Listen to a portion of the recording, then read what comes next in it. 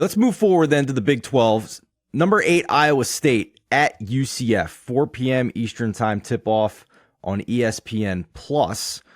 Haslametrics makes Iowa State a 5.5-point road favorite, over-under of 134. Currently projected, the Cyclones a 3 seed in bracketology, UCF not in the tournament picture.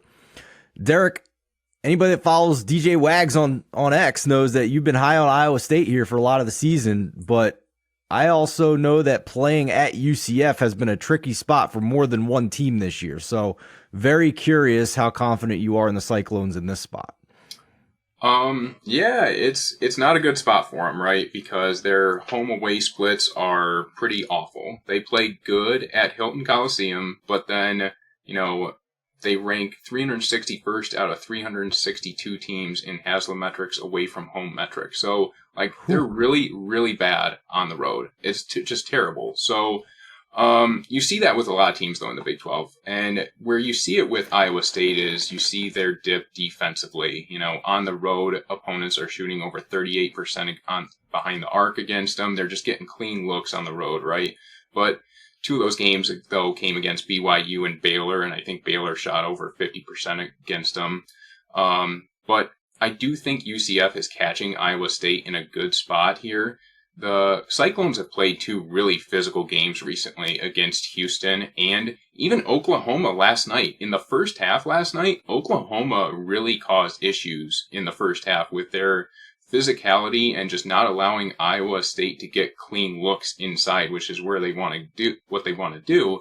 And, the length of Houston really bothered Iowa State a lot in that second matchup too. So, UCF, though, they're tall.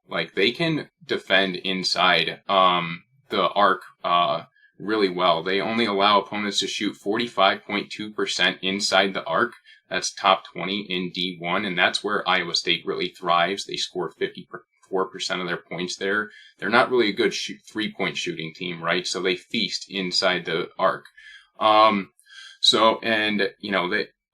UCF has that 7-footer Diallo, and that's a matchup nightmare for Robert Jones and them. So, the one thing that does give me concern with UCF here is Lipsy and his, ball pressure against Darius Johnson. He turns the ball over a lot, so that's a bit of a concern here, but I think I am going to turn around and back UCF in a game that's probably going to get pretty physical, and the Cyclones don't really handle that well. So, and another point though, Tamin Lipsy, he's really struggling on the offensive end lately. I think he's turned the ball over 10 times the past 3 games. I don't know what's going on with him, but I'm starting to have concerns about Iowa State in general on offense because he's turning the ball over. He's not shooting well. I have big time concerns with Iowa State. So, I think I'm going to back UCF in this spot. So, Eli, are you home dog or pass as well?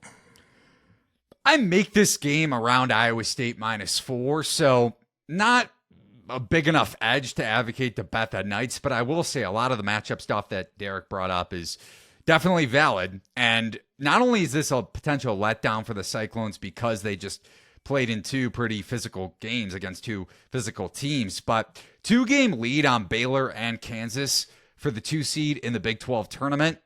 How much does this game really matter when you're unlikely to catch Houston for the Big 12 regular season title? And it's not like UCF has a chance to make the NCAA tournament unless they run the table in the conference tournament, but they are playing better of late, coming off back-to-back wins over Texas Tech and at Oklahoma State when the market was all over the Cowboys on Wednesday night.